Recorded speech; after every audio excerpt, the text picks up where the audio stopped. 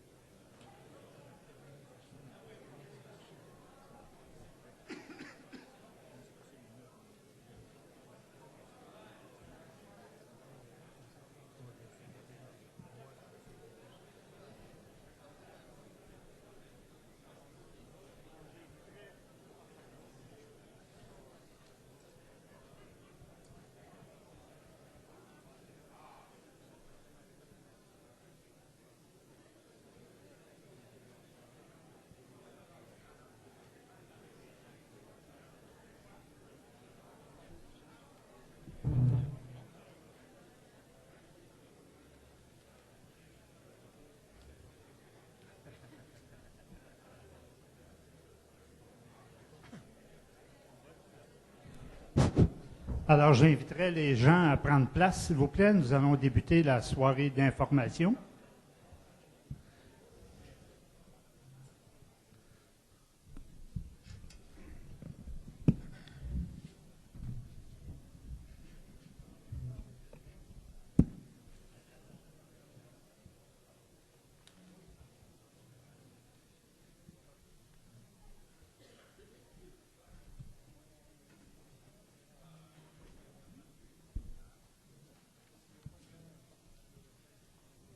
Alors, bonsoir, messieurs, dames. Je vais juste ajuster les choses. C'est toujours ce qu'il faut faire au début. Alors, je me présente à vous, je suis Jacques Wilkins, je suis un consultant en communication et on m'a demandé de bien vouloir animer cette soirée d'information. Cette soirée d'information, ce n'est pas la première que tient la Société du parc éolien Pierre de Sorel. C'est le quatrième événement public où on prend le temps d'expliquer aux gens le projet en lui-même et sa mise en place. Alors, ce soir, essentiellement, nous allons vous donner des nouvelles informations sur le plan technique, parce qu'il y a des nouvelles données qui sont sorties, notamment sur le vent, l'appareillage. Et aussi, nous allons faire le point et revenir un peu sur toute la mise en place du projet, son origine, où il en est rendu, et aussi nous allons vous expliquer, rappeler les grands éléments financiers de ce projet-là. C'est une soirée d'information. Il y a des micros dans la salle qui vont permettre aux gens de poser des questions après les présentations. Les questions, bien, ce sont d'abord, on accepte les questions d'éclaircissement. Alors, si on veut avoir plus de précision sur des données techniques qui vont vous être expliquées, c'est ces questions-là qu'on va recevoir en premier et auxquelles on va donner préséance parce que c'est une soirée d'information. Évidemment, dans une soirée comme ça, il y a toujours des gens aussi qui veulent faire des commentaires. Alors, nous allons recevoir des commentaires. Et il y en a aussi des gens qui veulent faire des affirmations. Nous allons recevoir également des affirmations. Alors, je voudrais juste rappeler aux gens qu'une soirée d'information et d'échange, ça exige certaines règles de civilité. Alors, ce n'est pas un endroit pour s'envoyer des remarques de travers. C'est un endroit où on pose des questions dans le calme et on recevra des réponses dans le calme. Moi, ma responsabilité ce soir, il y en a deux, c'est de s'assurer que ça roule bien, s'assurer qu'on réponde bien comme il faut à toutes les questions, que les informations soient données clairement, et aussi à ce qu'on finisse à une heure précise. Alors, vous avez l'ordre du jour devant vous. Alors, on va essayer de faire en sorte de s'en sortir au plus tard, 22h30, c'est terminé. Et ça sera ma responsabilité à moi de faire en sorte que les choses roulent. J'invite, évidemment, on veut la plus grande participation possible des gens ici. C'est pour vous qu'on fait cette rencontre-là ce soir. Alors, sans plus tarder, je vais inviter M. Doclès, le maire de Sorel-Tracy, à venir vous souhaiter la bienvenue.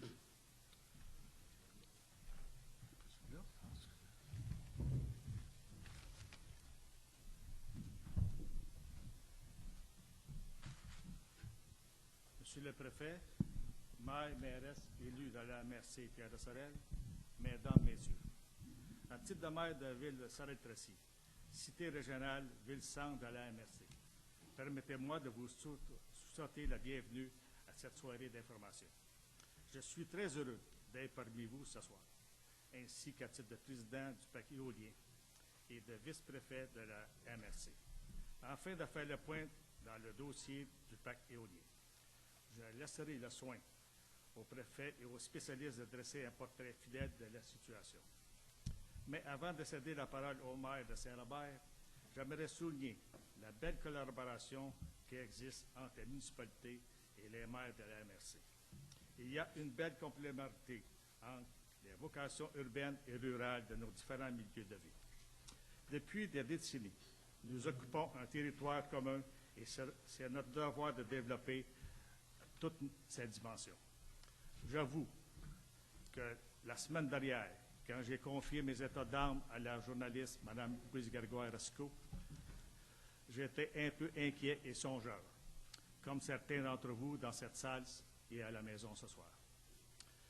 Mais après avoir, une fois de plus, examiné le projet sur toutes ses coutumes, les nuages gris de toutes et de la méfiance ont été poussés par un beau vent d'automne, porteur d'espoir et de confiance. Mon plus grand souhait est que la discussion et le débat se fassent dans le respect des individus et leurs idées.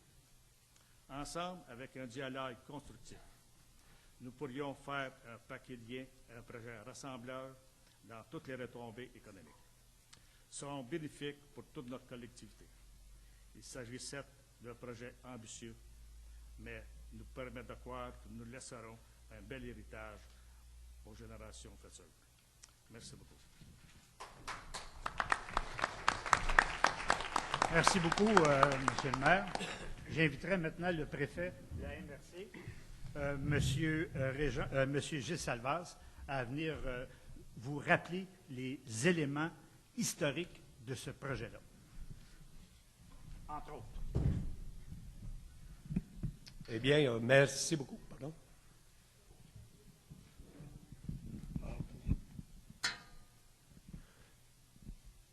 Oui, tu me dis jusqu'à le piton. Ben, bonsoir tout le monde, Martin, excusez-moi, là. Bonsoir et bienvenue à cette soirée d'information. Pour faire avancer, OK.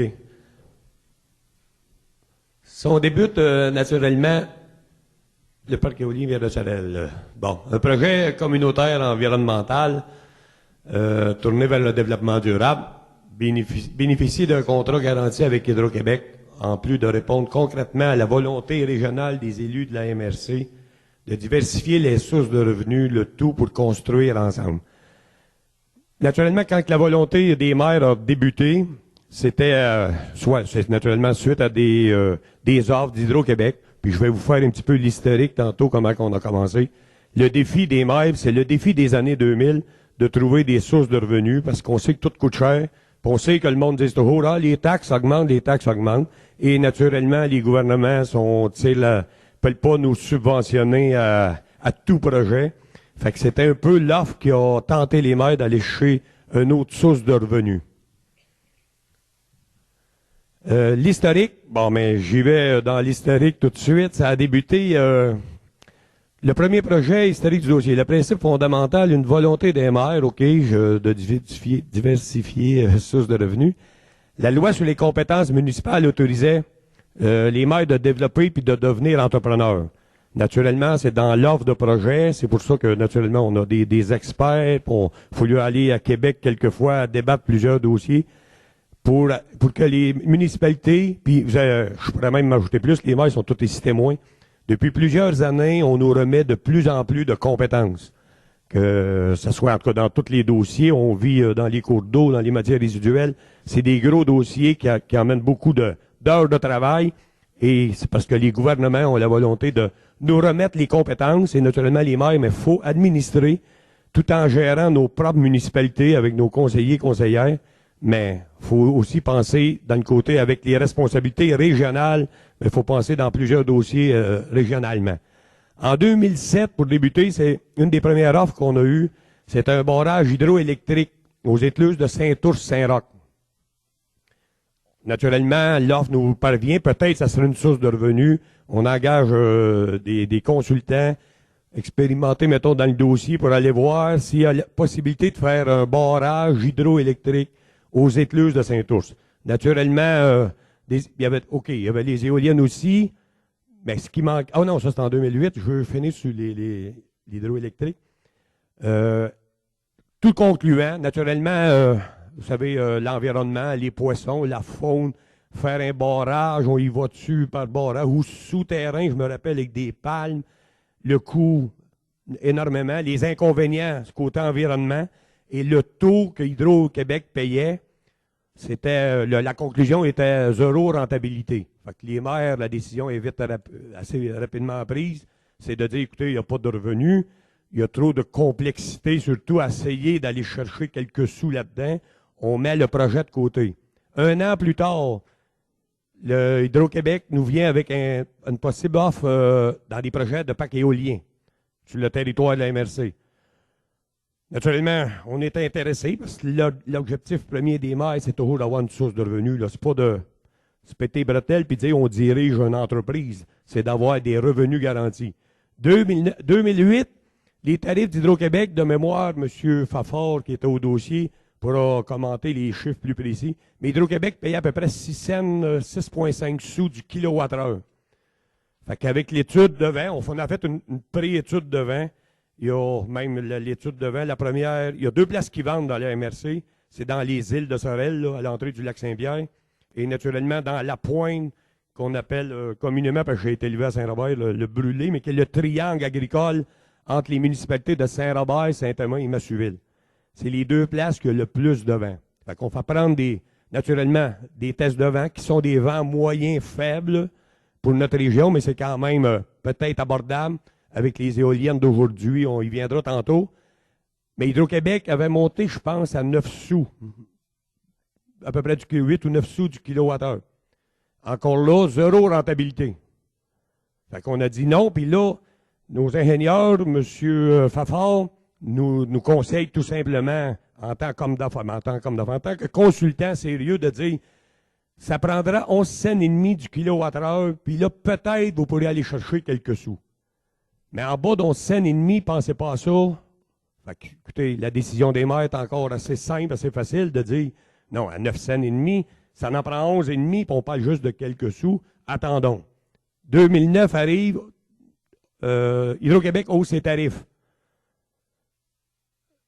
C'est sa conclusion positive. Mais là, on a fait faire une autre étude, mais qui est 1 an plus tard, avec les chiffres recalculés, mais avec le vent recalculé. Là, on a pris 1 an de vent, 9 mois pour faire la première compilation, mais au bout de 3 autres mois, on avait les données réelles d'1 an de vent.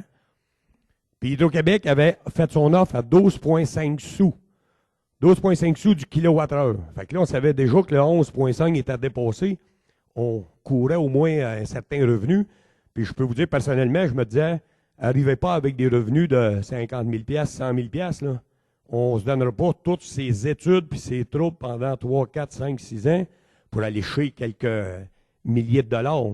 Mais on va faire des sous, mais si ça donne des 500 000 puis des 800 puis des millions, on va s'asseoir, puis je pense que les 12 maires, on est là, naturellement, comme je disais tantôt, pour aller chercher des revenus, puis en travaillant pour la région, puis pour tous nos citoyens. Ça a-tu reculé, ça, je parle assez que de mon coup que... C'est ça. Bon, 2009, la hausse était arrivée.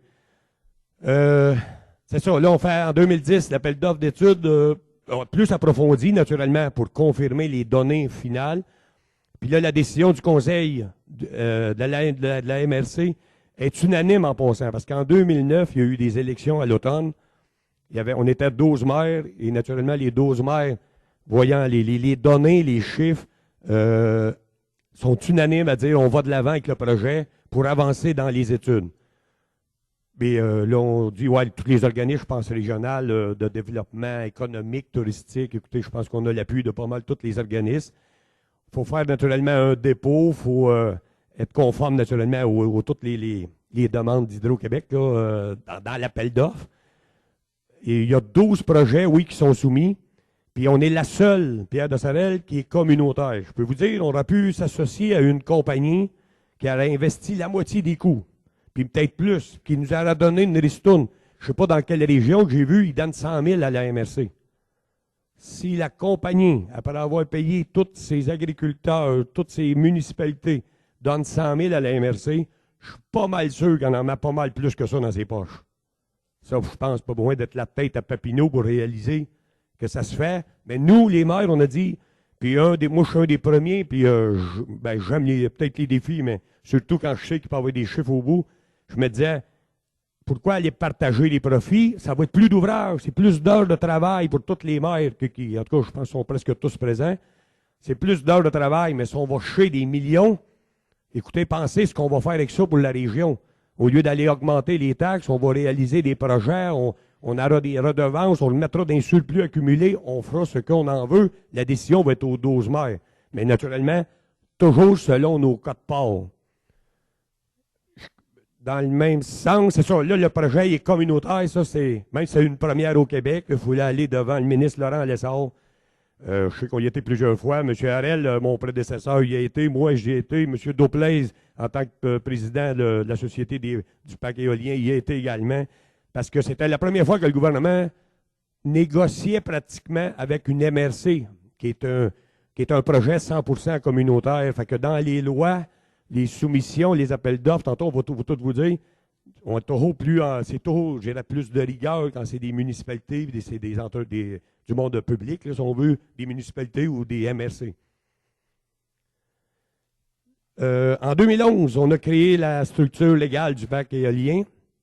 Les règlements ont été adoptés, naturellement, un règlement d'emprunt de la MRC, parce que c'est un projet, encore là, tantôt, on va vous dire les chiffres exacts, on parle d'une 60 millions. La signature du contrat avec Hydro-Québec est faite. Le parc éolien est fondé, des tenues de rencontres d'information en 2011. En 2010, je devrais dire, en 2010, première soirée d'information publique, parce qu'on tenait quand même toujours à informer nos conseillers et informer notre population. En 2010, il y a eu une tenue d'information publique à Saint-Robert. C'est la première, on se disait, j'ai dit, venez-vous-en chez nous, on est concernés, c'est proche de Saint-Amand-Yamaska, les trois. Il y avait du monde, je me rappelle, de Saint-Ours, de Sorel, quelques-uns. C'était ouvert au public, mais naturellement, c'était moins connu. On a vu peut-être, je me rappelle plus, 75-80 personnes. Je dirais à peu près, là, je ne me rappelle plus. Plusieurs questions. Le monde était favorable, disons, des fois, puis je comprends des fois du monde qui soit sceptique un peu. Pourquoi vous embarquez dans un projet? Il y a des emprunts à faire, des règlements, puis naturellement, le but ultime, c'était d'aller chercher des revenus. C'était, je pense, une assemblée concluante où il y avait des agriculteurs. La deuxième assemblée, dans la même année, s'est faite à Yamaska, justement dans le but de se rapprocher des agriculteurs concernés, parce que là, le plan géographique avait été fait un peu où on va implanter les éoliennes. Puis naturellement, encore, il y avait des conseillers municipaux, puis ça, c'est en 2010. En 2011, oui, à la demande du maire de Saint-Ours, qui est ici, en tout cas son représentant ici, on a eu une assemblée à Saint-Ours parce qu'il y avait quelques conseillers municipaux qui voulaient des informations. Il y avait quelques citoyens qui disaient « Oh, on n'est pas trop d'accord ». À la demande du maire de Saint-Ours, on s'est rendu là, l'ingénieur, moi, le directeur de la MRC, pour répondre à toutes les questions. Puis je pense qu'on est sorti de là, la population était quand même, j'espère qu'il y a du monde de Saint-Ours. La population, je pense qu'elle était positive, puis elle disait « Oui, là, on comprend. On comprend pourquoi vous voulez réaliser ça. On comprend pourquoi. » Fait que je pense que ça a été très, très concluant. On a fait aussi à la MRC une soirée d'information pour tous les élus. Parce qu'on se disait, nous autres, les maires, on est quand même dépendants un peu de nos conseils municipaux, même quand on est à la MRC, puis qu'on se dit, les 12 maires sont régionales, là, on ne peut pas se le cacher, on a tous des conseils municipaux, puis on voulait informer. Fait qu'on a fait une assemblée à la MRC au mois de juin 2011 pour tous nos élus municipaux, qu'au moitié, aux trois quarts des conseillers sont venus pour répondre. Encore là, on a répondu à toutes les questions. Je pense que ça satisfait encore pas mal tous les élus. Et en décembre, c'est bien ça, décembre 2011 également, là, on a fait une tenue de porte ouverte où ce que tous les représentants, tous ceux qui ont travaillé sur le dossier étaient présents. Il est venu 102 personnes de mémoire exactement. Et encore là, je pense qu'on a répondu en tout cas à toutes les questions qui nous ont été posées. Écoutez, on n'est pas là pour diffuser de la malinformation. On est là pour dire les vraies affaires, les vrais chiffres. Puis le vent, depuis, encore je vous dirais 2010, 2011, 2012, on a eu naturellement dans la suite des affaires les conclusions du vent 2012. Et aujourd'hui, on va vous apprendre la conclusion du vent 2013 qui est positif à notre affaire, qui garantit, dans le fond, le revenu. Le mandat de... Je vais continuer. Ah oui, en 2012, là, on est rendu qu'il a fallu au printemps faire la réalisation de l'inventaire phonique. Tous les oiseaux, là, migrateurs, nicheurs, en tout cas, on attend le rapport, mais je veux dire, tout se fait dans l'ordre. On suit notre échéancier, si on veut. Ça fait, comme j'ai tantôt, 3 ans et quelques mois, 3 ans et demi, qu'on travaille sur le dossier, mais on en a encore pour 3 ans parce que les éoliennes devraient tourner à l'automne 2015. C'est ça, les oiseaux nicheurs, les oiseaux de proie, les chauves-souris, les nids d'oiseaux, les oiseaux migrateurs, tout le monde. Ah oui, puis là, l'octroi du mandat d'un consultant pour réaliser tout ça, c'est fait au printemps 2012. Dévoilement de Ressondrio, là, c'est... Ça, ma job est finie. Fait que tout ça pour vous dire, soyez assurés que quand on a débuté, puis qu'on a dit non à l'hydroélectrique à Saint-Ours, c'est pour ça qu'on a dit non au premier projet d'éolien, c'est parce qu'on n'avait pas de revenus. Là, depuis 2 ans, 3 ans presque, Hydro-Québec a monté son taux à 12,5 du kilowattheure. Quand on vous dit des chiffres dans les journaux, toutes les présentations, toutes les assemblées publiques, puis à soir les chiffres, on va tous vous les divulguer, comment que, à cause du vent, et naturellement le vent de 2012-2013 est même un peu plus fort que 2011. Fait que nos statistiques sont bonnes, sont basées aussi sur d'autres places que du vent. Écoutez, les spécialistes qu'on a engagés ne sont pas là pour nous détruire ou essayer de nous mentir. Parce qu'on compare ailleurs, puis écoutez, je ne sais pas si vous lisez le journal en passant, là, comme dernier commentaire, c'est une petite minute. Le parc éolien qui se fait à Saint-Constant. Hier, il y avait un reportage à la télévision, le monde sont contents, c'est des revenus qu'ils vont avoir.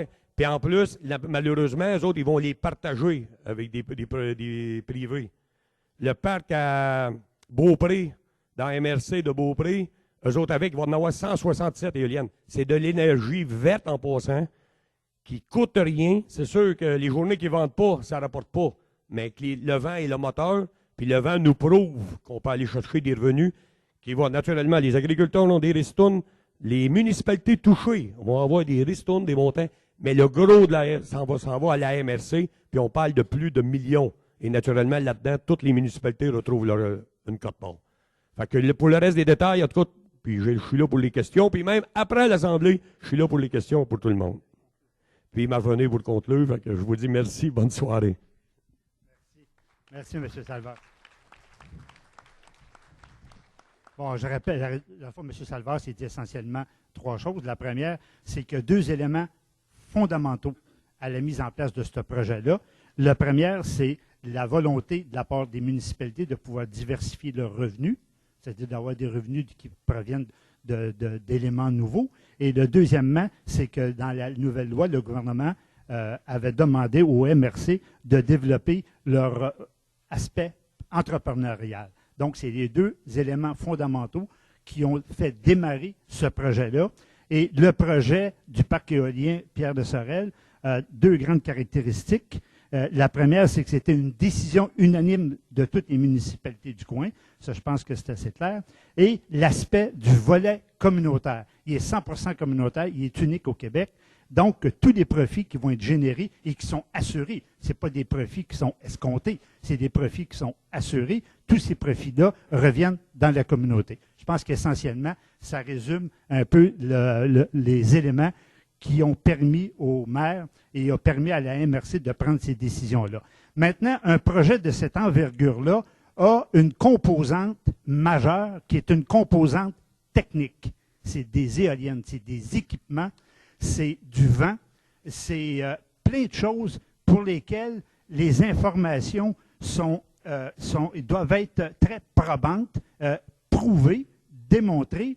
Et ce soir, ce qu'on veut, c'est de prendre le temps avec vous autres de vous présenter les données dont nous disposons sur le vent, sur l'équipement, sur l'ingénierie et par la suite sur toute la faisabilité du projet. Alors, le maître d'œuvre de cette opération-là, c'est M. Fafard, qui a été choisi par la Société du parc éolien pour gérer ce projet-là. Alors, M. Fafard va vous introduire les spécialistes qui vont vous donner les nouvelles informations sur chacun des éléments techniques du projet.